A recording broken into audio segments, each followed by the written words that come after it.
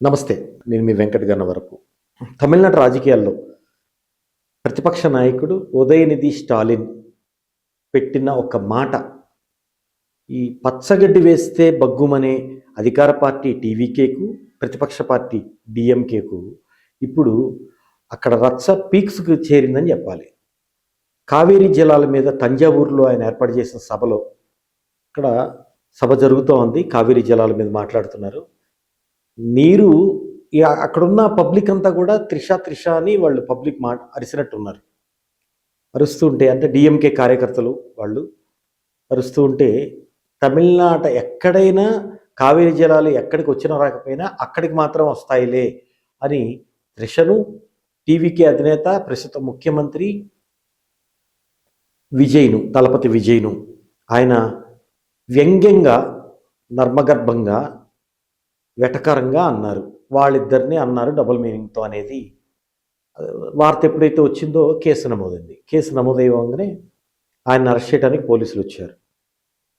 మొత్తం డిఎంకే కార్యకర్తలు మొత్తం కూడా అడ్డుకున్నారు, అరెస్ట్ అవ్వనివ్వలేదు. అక్కడ ఉద్రిక్తత చోటు చేసుకుంది. టీవీకే చాలా సీరియస్గా ఉంది. మహిళను అవమానించారు, ముఖ్యమంత్రిని అవమానించారు అంటూ విమర్శలు వెల్లువెత్తున్నాయి. 6 సెక్షన్ల కింద కేసు నమోదైంది. టీవీకే కంప్లైంట్ చేసింది. కేసు నమోదైంది. టీవీకే ఎప్పుడైతే కంప్లైంట్ చేసిందో వెంటనే ఉదయనిధి స్టాలిన్ను అరెస్ట్ చేశారు. అరెస్ట్ చేసిన తర్వాత ఆయన బెయిల్కి అప్లై చేశారు. ఈరోజు తేలుతుంది, ఈవినింగ్ కల్లా బెయిల్ వస్తుందా, ఆయన రిమాండ్కి వెళ్ళాలా అని. ఏదైతే రాజకీయంగా చేసే విమర్శలు వేరు, వ్యక్తిగతంగా చేసే విమర్శలు వేరు. ఆయన వ్యక్తిగత విమర్శలు చేశారంటూ ఒక కేసు, అదేవిధంగా మహిళలపై త్రిషనే ఇది చేశారంటే మహిళలే కదా, మహిళలను అవమానించారంటూ మహిళా కమిషన్ కూడా కంప్లైంట్ నమోదైంది. సో ఈ నేపథ్యంలో స్టాలిన్ కుమారుడు ఉదయనిధి స్టాలిన్కి అరెస్ట్ అయ్యారు. ఆయన బెయిల్ వస్తుందా, బెయిల్ రాకపోతే మాత్రం 14 రోజులు రిమాండ్ అవుతుంది. నాన్ బెయిలబుల్ కేసులు పెట్టారనేది మనకు వచ్చిన వార్త.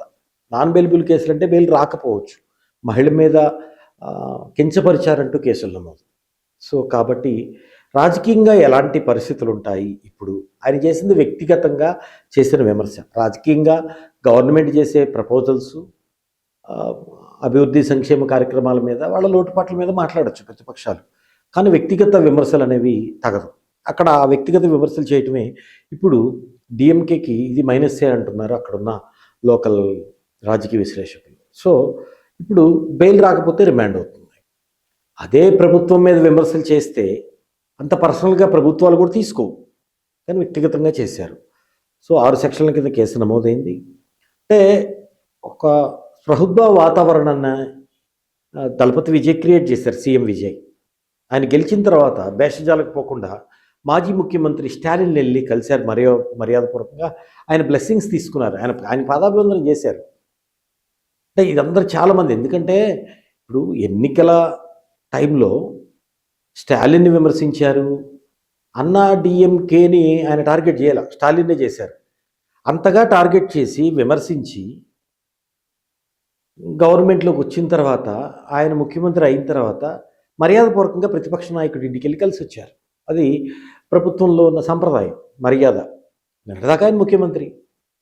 సో ఈయన వ్యక్తిగతంగా పోలా, కానీ అక్కడ ఉదయనిధి స్టాలిన్ అనేది వ్యక్తిగతంగా మాట్లాడటం కొంచెం తౌకుడుగా వ్యవహరిస్తున్నట్లు. ఆయన మొదటి రోజే అసెంబ్లీలో నేను కాలేజీలో నీకు సీనియర్ని, ఇక్కడ సీనియర్ని అని మాట్లాడారు.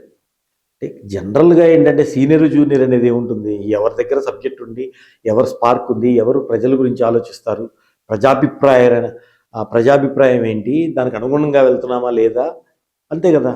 కానీ ఇక్కడ ఆయన రాలేదు. ఇప్పుడు ఆమె కనిమొళి ఉన్నారు, వాళ్ళ మేనత్తను కూడా కలిశారు. ఈయన గవర్నర్ పిలుపు లేట్ అయినప్పుడు ఈయన ఏఐడిఎంకే డిఎంకేని కలుద్దామని చాలా ప్రయత్నం చేసి ఈయనే ముఖ్యమంత్రి అవ్వాలని కొంత పావులు కదిపారు. కానీ అది అవ్వలా.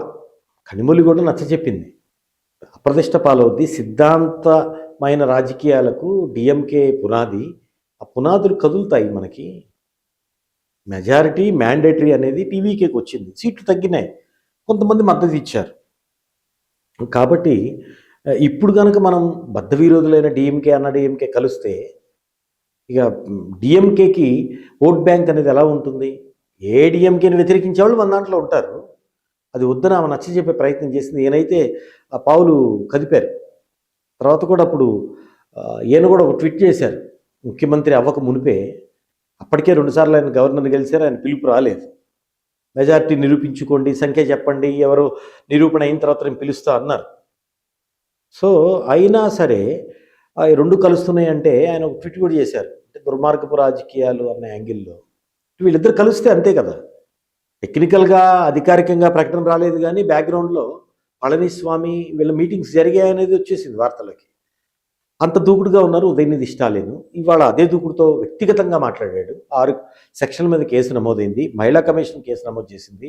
ప్రస్తుతానికి అరెస్ట్ అయ్యారు. ఈ పరిణామాలు డిఎంకేకి లాభిస్తాయా, నష్టం చేకూరుస్తాయా? ప్రస్తుతం ఇది తొలి అరెస్ట్ రాజకీయంగా. ఈ అరెస్టుపై టీవీకేకి ప్లస్ పాయింట్ అవుతుందా, మైనస్ పాయింట్ అవుతుందా? సానుభూతి పెరుగుతుందా టీవీకే మీద? లేదా ఉదయనిధి స్టాలిన్ అరెస్ట్ చేసినందుకు డిఎంకేకి సానుభూతి వచ్చి ప్రభుత్వం మీద వ్యతిరేకత వస్తుందా? ఏం జరుగుతుందనేది వేచి చూద్దాం.